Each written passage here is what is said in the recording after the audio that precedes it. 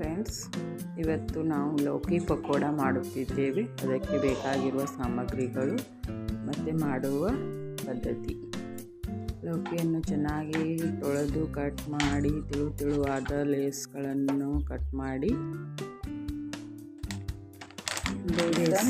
ಕಡಲೆ ಹಿಟ್ಟು ಮತ್ತು 2 ಸ್ಪೂನ್ ಅಕ್ಕಿ ಹಿಟ್ಟನ್ನು ಹಾಕ್ತೇವೆ ಗರಿ ಗರಿಯಾಗಿ ಬರಲಿ ಅಂತ.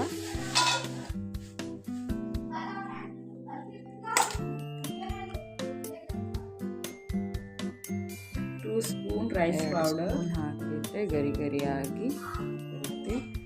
ಜೀರಿಗೆ, ಬೆಳ್ಳುಳ್ಳಿ, ಮತ್ತು ಅಲ್ಲ ಮೂರನ್ನು ಜಜ್ಜಿ ಹಾಕಿದ್ದೇವೆ. ಖಾರದ ಪುಡಿ ನಿಮಗೆ ಎಷ್ಟು ಬೇಕೋ ಅಷ್ಟು, ಅರಿಶಿನ ಪುಡಿ, ಸಾಲ್ಟ್, ಉಪ್ಪು, ಮೆಣಸಿನಕಾಯಿಯನ್ನು ಕಟ್ ಮಾಡಿ ಸ್ವಲ್ಪ ಹಾಕಿದ್ದೇನೆ.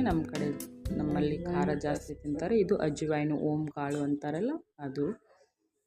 ಮತ್ತು ಒಂದು ಸ್ವಲ್ಪ ಚಿಟಿಕೆ ಸೋಡಾ,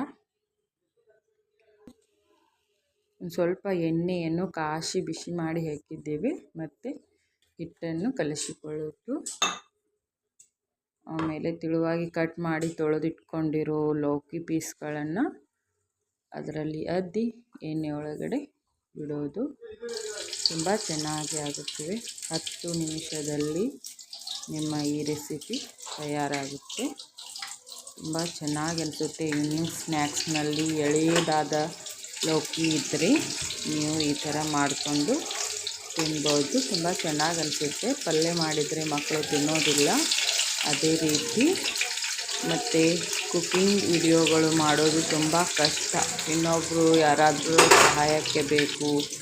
ಕುಕ್ಕಿಂಗ್ ವಿಡಿಯೋದವರಿಗೆ ಒಂದು ದೊಡ್ಡ ನಮಸ್ಕಾರಗಳು. ತುಂಬ ಚೆನ್ನಾಗಿರುತ್ತೆ ನೋಡಿ. ಚೆನ್ನಾಗಿ ಬರುತ್ತೆ ಕ್ರಿಸ್ಪಿಯಾಗಿ. ನಮಸ್ಕಾರ ನನ್ನ ಚಾನೆಲ್ ನೋಡುತ್ತಿರುವ ಎಲ್ಲರಿಗೂ.